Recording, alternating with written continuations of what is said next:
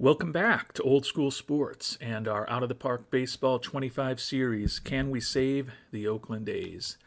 And the answer in 2030 was definitely not. The worst season of our run here in Oakland, 71 and 91 record, tied for last in the AL West with the Houston Astros, 24 games behind the Seattle Mariners.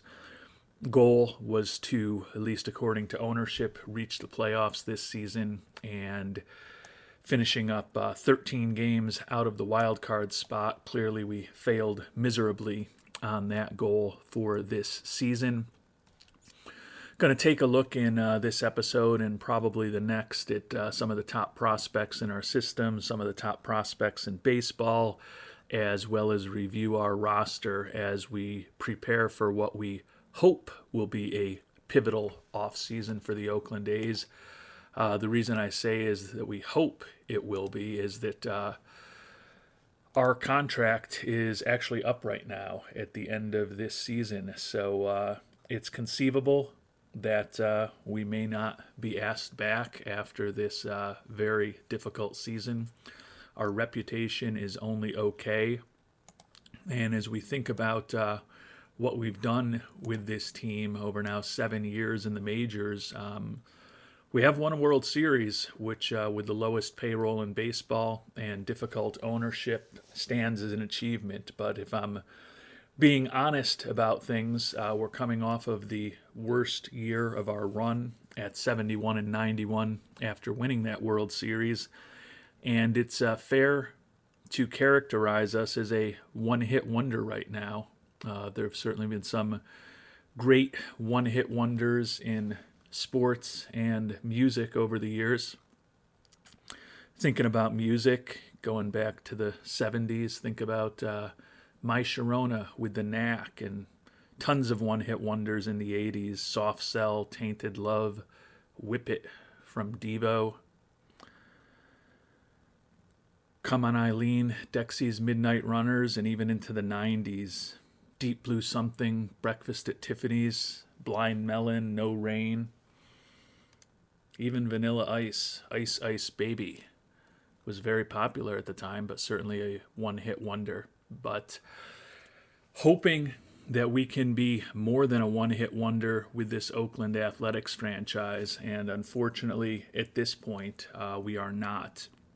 The hope is that we'll get a chance to try to make this work better next year, and hopefully we'll get more than a one-year extension, although that might be the best that we can hope for at this point. The reason that more than a one-year extension would be nice is that we have made some pretty significant progress with our minor league system. We've been investing very steadily in player development and scouting over the 7 years we've been in charge, and as this 2030 season comes to an end, we have the third-ranked minor league system in baseball. You can see we had 4 teams that ended up winning their respective leagues, at least in the regular season, and even the team that we have kind of struggled in the most, our Arizona Complex League rookie ball team, got that team almost to 500 this year. So at least we've improved that team enough so that players are not negative simply because they're losing so many games. So the farm system is finally starting to deliver some major league players, and we've got a lot more who are getting closer to the majors, and would certainly love to see if I can turn these A's into a consistently competitive team and more than a one-hit wonder over the next several seasons. And unfortunately, we'll have to be invited back by Mr. Fisher for that to become a reality. And you can see that at this point we have 4 top 50 prospects in all of baseball, including the number 1 prospect in baseball, Jake Ortega, who we drafted about 15 months ago, 3rd overall in the 2029 draft, split this year between AA Midland and AAA Las Vegas. In Las Vegas, the positives, 12 homers or 12 doubles, 14 homers, and 319 at bats. The negatives: hit just 241, on base percentage barely over 300, and was said and done at a 78 WRC plus. Still looks like we think he's got some pretty significant growth that can happen in terms of his contact and his gap power, and even a little bit of growth that can happen in his power and his eye. He's 23 years old now. We'll certainly be spending a spot in the development lab on him this offseason, assuming that we're still in charge of the A's organization. I do tend to agree with the thoughts and feedback that several of you have given, that it probably makes sense to start him out in the minors next year, and given the extreme budget constraints we're under here in Oakland, manipulate his service time so we can hopefully keep his rights and keep his contract at a reasonable level as long as possible. Haven't checked in on a contract extension for him recently, but it was legit money last I looked, and it's done nothing but go up. 8 years and $104 million, so an average of about $13 million a year if we brought him on board. At this point, I'd rather just let him play out at the major league minimum for the next 3 to 4 seasons, depending on what we do with his service time. Probably 3 seasons tops, and then get him into 3 to 4 arbitration years, again, depending on what happens with his service time. So Ortega should be helping us at some point next year, but I don't think I'm going to rush him. The number 2 prospect in our organization, 31st overall, Jaheim Penniman, who we took 2nd overall in 2028. Did a nice job for us in A-ball this year as a 20-year-old, 7-4 record, 3.96 ERA, and 156 strikeouts in just 122 2/3 innings. Still has some issues giving up the long ball and with control. Hopefully he'll work through those over the next couple of seasons. Was not quite as effective in high A-ball, but we still wanted to kind of continue challenging him. 2-3 with a 5.08 ERA.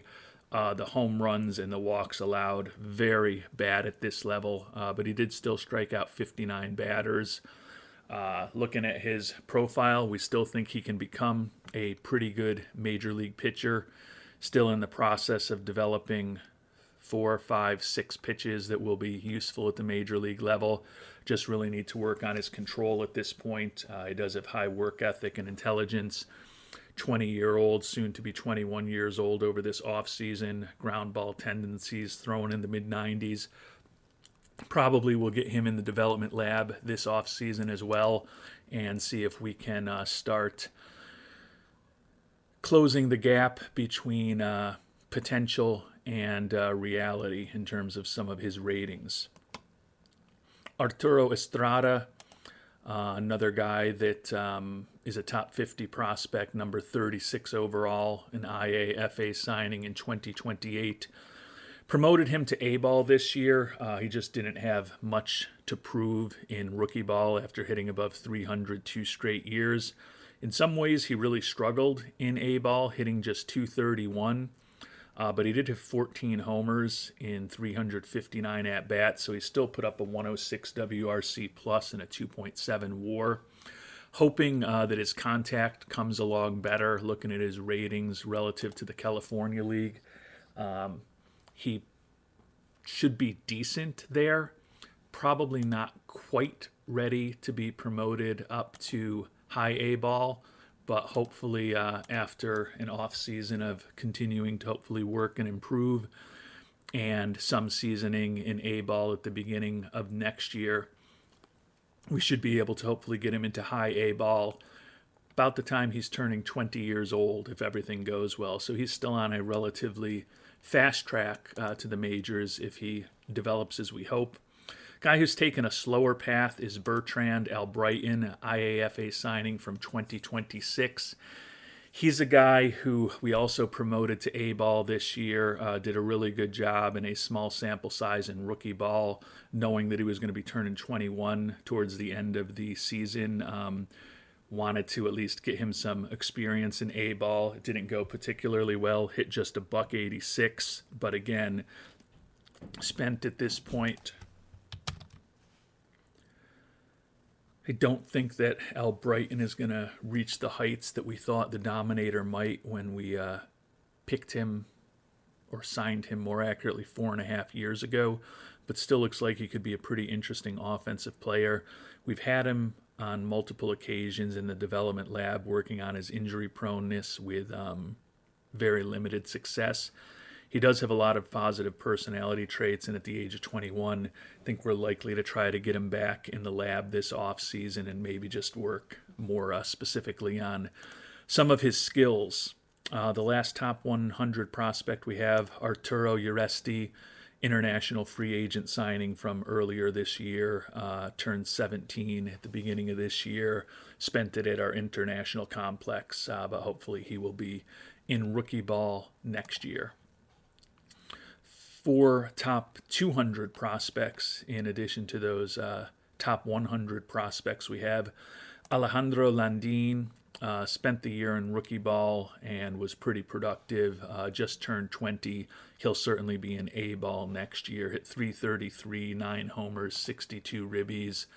Looking at him in the Dominican Rookie League, not much left for him to prove. The reason we didn't promote him is that it looks like it's going to be a challenge for him in A ball, but after 3 full years in rookie ball, we'll certainly be moving him up next year. David Ramirez, first-round draft pick in 2027, spent the year in A ball, hit just .212, but did have 20 doubles, 3 triples, 16 homers, and 61 walks in 400 at-bats. So he put up a 113 WRC+, another guy who hasn't looked quite ready for the next level when we've been looking at his ratings. But quite honestly, at this point, certainly need to get him into high A ball next year and hopefully even double A maybe towards the end of the year. Josh Mangano, pitcher who we picked in the second round in 2028, 4-5 record with a 4.79 ERA in rookie ball. He's going to be turning 20 this upcoming offseason. For the first time in 3 years in rookie ball, he was above replacement level, so given his age, he's likely to end up in A ball next year. Like that he throws in the high 90s, but he hasn't really made a ton of progress improving his abilities, but still has decent upside.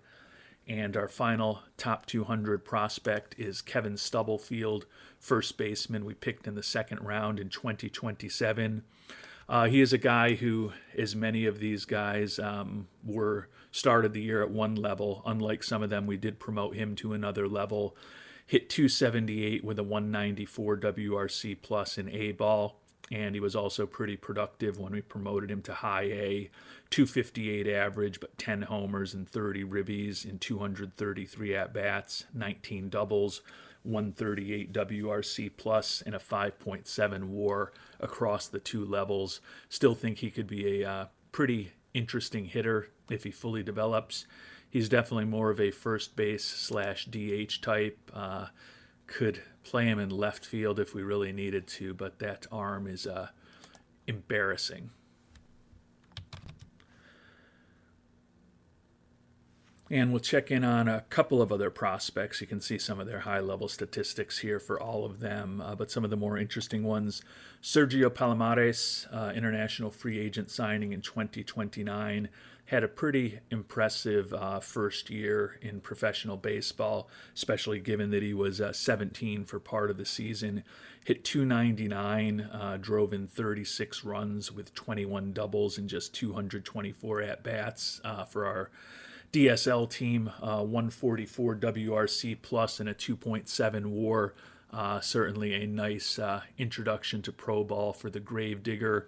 Our scout doesn't think his total potential is maybe as high as it once was. Still looks like he could be a pretty interesting contact and gap power type guy, draw a lot of walks, but not expecting him to hit a lot of home runs. Juan Rodas is a guy who was an international free agent signing in 2025, way back in our first IAFA period, and it's been slow going for him. He's 22 years old now, just completed a competent year at A-ball, 242 average, but did have 18 homers and 380 at-bats. Also walked 43 times, 120 WRC plus and a 4.5 WAR. We've always liked his glove. The question has been his bat. The ceiling of his bat, certainly not as high even as when we first brought him on board. Hopefully, given that he'll be 22 next year, so hopefully he'll start off the year in high A and hopefully get to double A before the end of the season. Another shortstop prospect who's 22 years old, Roussel Shepard, fourth pick in the 2026 draft. Another guy, like the glove, like the speed, the bat is definitely the question. He spent the whole year in high A ball where he hit 261, 33 doubles, 7 triples, 18 homers, 114 WRC plus, and a 4.9 WAR. He's going to be turning 23 in about a month and a half. Certainly would anticipate that he'll be our double A shortstop next year. You can see in the Midwest League, the contact is really good. The rest of his ratings kind of meh. When we up him to the Texas League, it's a little more cuspy, but certainly at the age of 23 years old, we've got to start testing him against better competition. Mike Finley, a guy who we got in the second round a year ago, hit only 208 in rookie ball with a 62 WRC plus. That was a slight improvement from the small sample size he got after we drafted him, but still a lot of work to go for him. And one last guy that I want to check in on, Matthew Sharman, fourth round pick in 2026. Made it up to double A at the start of this year, and he was 3-0 with a 2.05 ERA over the first month of the season. Unfortunately, he needed elbow ligament reconstruction surgery. Going to be out for another 4 months, so he should be healthy for spring training next year. Would think that he'll start the year in either double A or triple A, and could be in the mix to be a September call-up for us at the major league level if he continues to develop. Doesn't have a profile where we think he's going to be a big-time major league pitcher, but he certainly could be a number 5 starter, particularly if that slider comes along a little better, and at the very least might be a useful right-handed arm for our bullpen. And before we take a look at some prospects from other teams' systems, we'll sim through the wild card series and find out who Seattle, Baltimore, the Cubs, and the Rockies are set to face in the division series this year.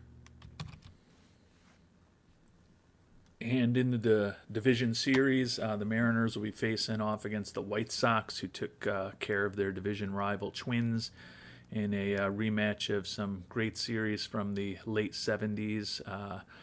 The Royals took out the Yankees in 3 games, and they'll be going up against the Orioles. The Dodgers took out the Pirates in a 3-game series. They'll be facing their division rival, the Rockies, who had the best record in the NL this year. And the Brewers took out the Braves and will be facing their division rival, Chicago Cubs. And before we play the division series, we'll check in on some of the top prospects in baseball who we thought about pursuing in previous seasons in the IAFA period or the draft and ended up going in different directions. Byron Dervish, 22-year-old out of England, made it to high A ball this year with a 91 WRC plus. Did have 29 homers, but looking at those ratings and the fact that he's 22 years old, the ability to make contact and avoid strikeouts looks like it's going to be an issue with him. Does have some positive personality traits, so hopefully he'll continue that development. Still considered the number 29 prospect in baseball. Joe Edwards, a guy that we had the opportunity to pick fourth in 2026 when we went a different direction for somewhat financial reasons, has had a excellent beginning to his career in Kansas City. 268 average this year, 33 homers, 110 ribbies, 25 doubles. Although all of those numbers are worse than they were a year ago, still a very productive season with a 122 WRC plus. But he was borderline MVP caliber a year ago, more just a superstar player this year. Jesus de la Campa, 20-year-old shortstop, finally made his debut in rookie ball this year. Hit 394 with 25 doubles, 6 triples, 6 homers, 55 ribbies, and 86 runs scored, just 315 at-bats. 4.7 WAR in just 78 games. Certainly looks like he is more than ready for the next level. David Orta, shortstop that we thought about back in the 2026 IAFA period, spent the entire year in A-ball in the FSL this year. Did have 14 homers and 59 ribbies, but he struck out 212 times and hit just a .178. Still looks like he could have a interesting glove, but the bat for a 21-year-old hasn't developed incredibly. That said, still listed as the number 26 prospect in baseball. Still think he's got a lot of potential. Greg Cuff, a really interesting bat that we looked at in the draft a couple years ago. He ended up being selected but not signed, so he just completed his first year at Ohio State this year, where he hit 289 with 21 homers. Likely we'll be seeing him in the draft in a couple of years. Galterio Mancina, a guy that we thought about in that first IAFA period of 2025, went in a different direction, but he's the number 4 prospect in baseball. Started this year in High A, where he was very good, and was promoted to Double A, where he was respectable. 253 average, 26 homers, 50 ribbies, 95 WRC plus. Still think if that bat fully develops, he could be a pretty interesting major league hitter. And last but not least, against the position player prospects, Daniel Campos, an IAFA signing from 2028. Still in rookie ball, but he's still not even 20 years old. Hit a ridiculous 468 this year with 25 homers and 106 ribbies in just 78 games for the Brewers organization. A silly 225 WRC plus and 6.7 WAR. I tend to think they haven't done a good job with him. I'm guessing he's going to look quite dominant for a DSL player, and I would tend to think that he probably looks even pretty good for an A player. He's borderline, so they've been conservative with him, but would think that at 20 years old, after 3 full years in rookie ball at this point, where he's been fine to extremely productive to ridiculously productive, that he'll end up in A-ball next year, and he's still viewed as the number 13 prospect in baseball. Turning now to some pitchers we've looked at previously, Andres Medina, an IAFA signing from 2028, is still in the international complex for the Dodgers. His high-end potential is not necessarily incredible for a guy who was pretty highly regarded. Chris Patterson, starting pitching prospect. Another guy that we looked at in the draft a couple years ago. He was drafted and not signed. He's played a couple years now in Washington. 11-2 record, 2.30 ERA this year.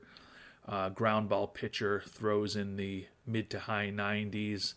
Not far off major league quality. He'll likely be back in the draft in 2031. And quite honestly, coming off of the horrible year that we've had, I was hoping we'd be in a position where we wouldn't be picking near the top of the draft, but that's something that's certainly conceivable for us next year, and I would think it's certainly possible that Cowboy Patterson might be a guy for us to consider. Connor Fister, guy coming out of Georgia Tech, was picked 15th overall in 2029. Felt like he was one of the better college prospects that year, although we went in a different direction. Split the year between A-ball, high A-ball, and Double A. At that highest Double A level was 3-3 with a 3.14 ERA, well above replacement level at each level, well above more than one strikeout per inning at each level. He's not far off from being major league quality, listed as the number 24 prospect in baseball. Omari Rafael, guy that we were very intrigued by in a previous draft, ended up going in a different direction. He did not end up signing, so he headed to Piedmont College. I can't remember which viewer it was, but someone in the comment section shared with me that that was a D3 school, so a little bit interesting for a guy who was picked 26th overall to not sign and go to a D3 program, but he was 10-2 with a 2.81 ERA this year. I guess we'll likely be seeing him in the draft again in 2032. Andres Rojas, probably one of the most controversial players in this game. The knuckleballer who throws in the mid to high 90s but does not have a fastball, which I know enrages some viewers. He has, however, started developing a curveball. If you remember, I believe he was a two-pitch guy, so kudos to him for doing that, and that has helped make him even more dominant. 15-7 with a 3.24 ERA for the Marlins this year, struck out 238 batters, and led the NL with a 5.9 WAR. Would certainly expect him to be getting some NL Cy Young Award votes. One guy who won't be getting any is Matt Scott. He was a college pitcher out of Stanford we looked at a few years ago, several years ago at this point. 7-9 with a 4.74 ERA. Stuff is really nice, but his productivity in the majors kind of indicates that he is largely just a guy. Alan Walling, college player out of the University of Southern Indiana that we thought seriously about a couple of years ago in the draft. Started this year in AAA Salt Lake and then spent most of the year in the majors with the Angels. 9-9 with a 4.64 ERA.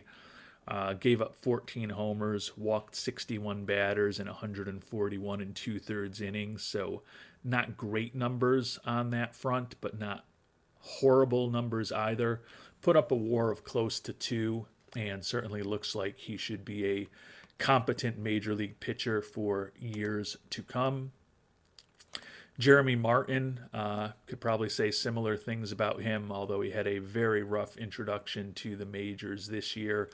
Another college player out of Indiana rather than Southern Indiana that we looked at in the same draft. He went 9th overall. The White Sox made the bold move of promoting him from high A ball all the way to the majors this year, and he put up a 7.79 ERA over 69 1/3 innings. Allowed 14 homers, 32 walks, was 0.7 wins below replacement level. Looking at his profile, still think he can be a pretty useful major league pitcher. He's viewed as the number 19 prospect in baseball. And last, but probably not least, Juan Sanabria has not played, been out the whole year with shoulder inflammation, was in A-ball a year ago. He's now 22 years old. Does not have the same ceiling as maybe we thought he had years ago in that first IAFA period back in 2025. But if everything comes together with him, he's a guy who's throws close to 100 miles an hour with ground ball tendencies. So there's certainly some things to like about him. He's fragile in terms of his injury proneness at this time, and he still certainly has some work to do, particularly with his control, to get to the point where he would be a productive major leaguer, but still viewed as the number 25 prospect in baseball. And with that review of the prospects that we've been following from other organizations done, we'll find out who's going to be moving on to the League Championship Series and check in on the player that everybody wants to know about before we finish up this episode. And 3 of the 4 teams with home field advantage that had won their divisions moved on in the division series. The Rockies took out their division rival Dodgers in 5. The Cubs did the same thing to their division rival Brewers.